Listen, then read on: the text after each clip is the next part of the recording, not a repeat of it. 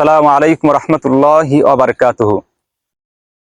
সূরাতুল কদর, যে কদরটা আমল করলে আমাদের জান্নাতে বেশি আদর। এখানে আল্লাহ সুবহানাহু ওয়া তাআলা বলেন, আউযু বিল্লাহি মিনাশ শাইতানির রাজীম, বিসমিল্লাহির রহমানির রহিম। ইন্না আনজালনাহু ফি লাইলাতিল কদরি ওয়া মা আদরাকা মা লাইলাতুল কদর।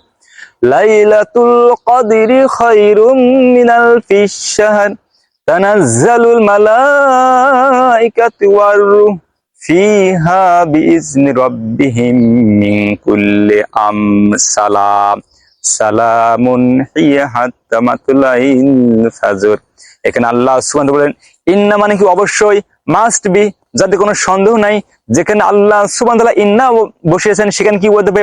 অবশ্যই গুরুত্ব দিতে হবে, অবশ্যই মাস্ট বি, কোনো সন্দেহ নাই। ইন্না আনজালনাহু ফি লাইলাতিল কদর, নিশ্চয় আমি কদরেতে কোরআনকে নাযিল করেছি। ওয়া মা আদরাকা মা লাইলাতুল কদর, হে রাসূল আপনি কি জানেন এই রাতটা কোন রাত? আবার আল্লাহ সুবহানাহু ওয়া তাআলা উত্তর দিয়েছেন লাইলাতুল কদরি খায়রুম মিন আলফিশ শাহর, নিশ্চয় এই রাতটা হাজার মাস উত্তম। লাইলাতুল কদরি খায়রুম মিন আলফিশ শাহর, এই রাতটা হাজার মাস উত্তম। সুবহানাল্লাহ। লাইলাতুল কদরি খায়রুম মিন আলফিশ শাহর।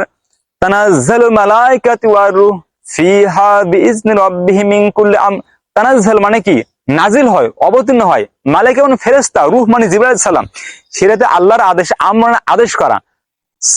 সেই রাতে আল্লাহ সুবহানাহু ওয়া তাআলার আদেশে জিবরাইল আলাইহিস সালাম ফেরেশতারা জমিনে অবতরণ করে যারা ঈমানদার পুরুষ, যারা ঈমানদার মহিলা, তাদের সাথে কি হয়? সালাম আদান প্রদান হয়। সুবহানাল্লাহ। তো এই রাতটা কোন রাত? সবে লাইলাতুল কদর, অর্থাৎ রমজান মাসের 21, 23, 25, 27 এবং 29, লাস্টে বেজর 5 রাত হলো লাইলাতুল কদর রাত। আমরা তো আসলে লাইলাতুল কদর বলতে শুধু 27 রমজানটাকে বুঝি, আসলে 27 রমজান হলো একই হিসাব নয়। তো এটা হলো 5 রাতের মধ্যে এক রাত। যদি কোনো ব্যক্তি 5 রাত জাগলো, সে জানো লাইলাতুল কদর পেয়ে গেল। সুবহানাল্লাহ। তো এই রাতটা কি থাকে? সালামুন হিয়া হাত্তা মাতলাইল ফাজর, এই রাতে আল্লাহ শান্তি বর্ষিত করে ফজর পর্যন্ত। সুবহানাল্লাহ।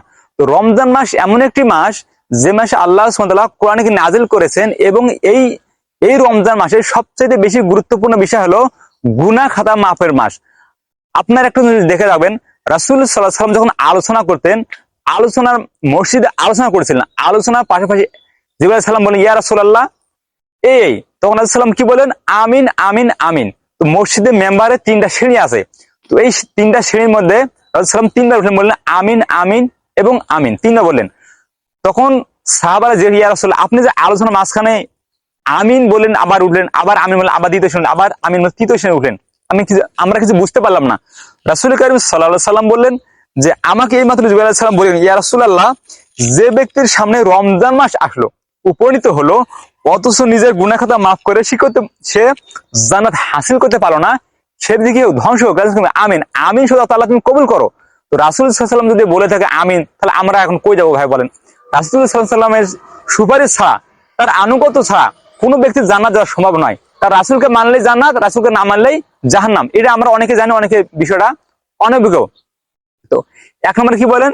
যে ব্যক্তির সামনে রমজান মাস উপনীত হলো, আসলে অথচ নিজের গুনাহ খাতা মাফ করে জান্নাত হাসিল করতে পারল না, সে ব্যক্তি ধ্বংস হোক। রাসূল বললেন আমিন।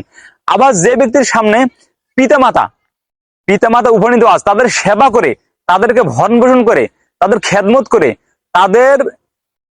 তাদেরকে রাজি এবং খুশি করতে পারো না, সে ব্যক্তি ধ্বংস হোক। রাসূল কি বলেন? আমিন। এবং 3য় নম্বর বলেন, যে ব্যক্তির সামনে রাসূল সাল্লাল্লাহু আলাইহি ওয়াসাল্লাম নাম বলা হয়, অথচ সংক্ষিপ্ত তাকে পরে কি বলে না?